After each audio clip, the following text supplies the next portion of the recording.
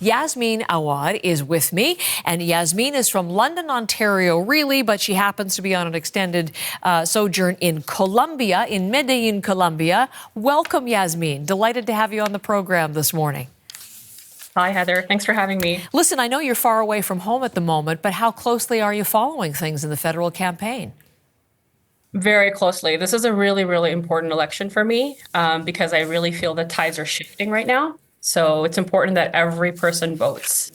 And you will be casting yours. And I'm wondering, as you do so, as you place your vote in the ballot box, what is the issue that's on your mind in this election? I'm thinking a lot about specifically immigration and the family reunification program. I sponsored my parents in early 2009. It took about 7.5 years for them to get here because of all the backlog. It's not an easy process.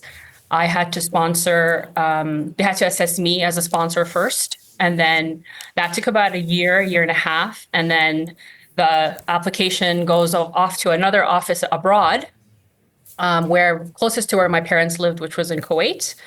And that took another 6.5 years before they were able to come. So family reunification for me is really important because a lot of people don't realize that the synergistic value of having a unified family here in Canada helps people who are already in the country. Like they helped me a lot, for example. Because you arrived first, we should let people know you came from Kuwait in 1997 to Canada and then brought them over years later. So that was important for you, and that is in question, right? The whole program now, which is why you're thinking about it so much.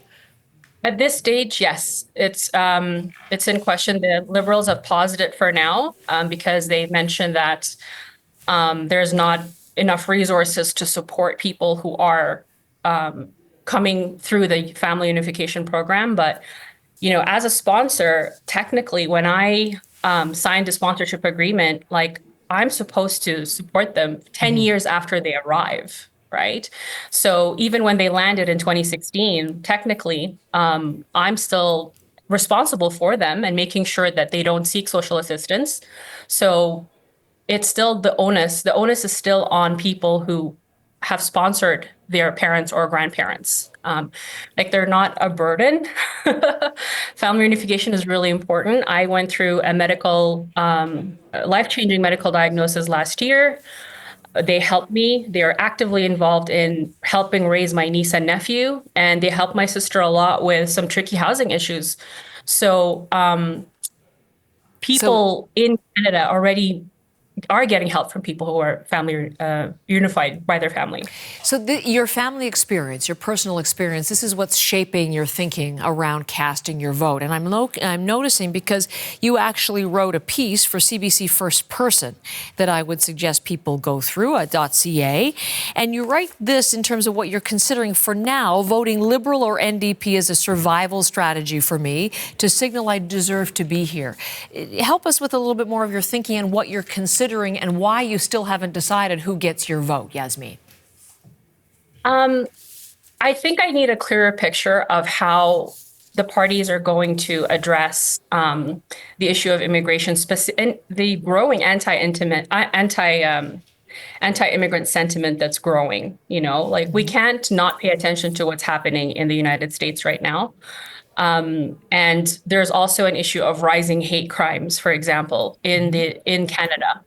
And it's an open secret that a lot of people who are victims of hate crimes don't even report it because they fear the repercussions, or they come from places where reporting something actually gets them in trouble. So what I'm looking for in the parties is to sort of, I want them to address what they're going to do in order to address things like hate crimes, because the Conservative Party makes me really uneasy. When I was going through the sponsorship program, that was between 2008 and 2015, and that was during the Harper years. And I'm starting to feel that sentiment happening again.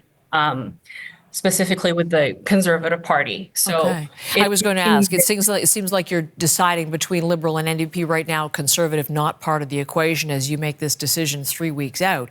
Have you voted when you came in 97? You would have voted in previous elections, I would imagine. Yasmeen, you seem right up on all of the issues in the country for sure. Have you had a pattern of voting for different parties, or what have you done traditionally? I sway between NDP and Liberal.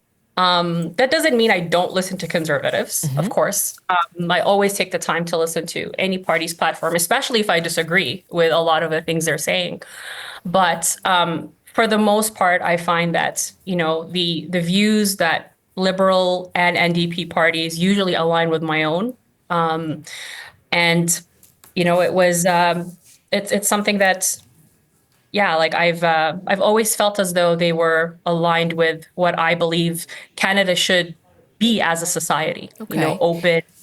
And as I listen to the issues that matter to you, as you've said, immigration, and I heard housing come up, and the anti-immigrant discrimination and hate incidents and things of that nature. Is there anything, because so much of this election has been on the Donald Trump threat and the tariff threats and the talks about annexation, and at a certain point, some people have expressed concern that that's sort of usurping all of the other issues, and that's really become the focus. Is there anything about this election that is muddying things for you? Like you might want to vote for the issues that really matter to your heart, but maybe have a thought for sort of the future and the existential questions that people are raising at this point? I don't think that we're going to be annexed by the United States. I think getting to that stage would take a very long time. But I do think that there are a lot of things on the news that are unbelievably distracting. And I think it's important for people to look at their own communities and assess what is actually going on, because the bird's eye view is very, very different from what's happening in our ridings. Right. So that would be very different for each person, like it's, for some people it's housing, for some people it's crime, for some people it could be immigration, and that could dictate the election overall. Yes. So there you are. And as we were talking about, for an extended stay in Colombia, will you be able to be back in time for the election? Are you voting remotely? How are you handling this, Yasmeen? I'm planning to return to or in person at the election at my riding in London. And do you think you'll be making that final decision in the voting booth, or when do you think you're going to land on which party, which leader gets your vote this time? I think at this stage I'm leaning towards Liberal, but we're about a couple of weeks away, so anything could change, anything could shift. Okay. We'll keep in touch. It's been a pleasure to meet you, and thank you for sharing your story and what's guiding your thought process in this critical election. Thank you, Yasmeen. Thank you. And as I mentioned, Yasmeen's story, we know some of the details because she's written a piece in The First Perspective. CBC News publishing those perspectives, stories, concerns, how all of it is shaping choices at the ballot box. So Yasmeen is one of the columns you can find online right now.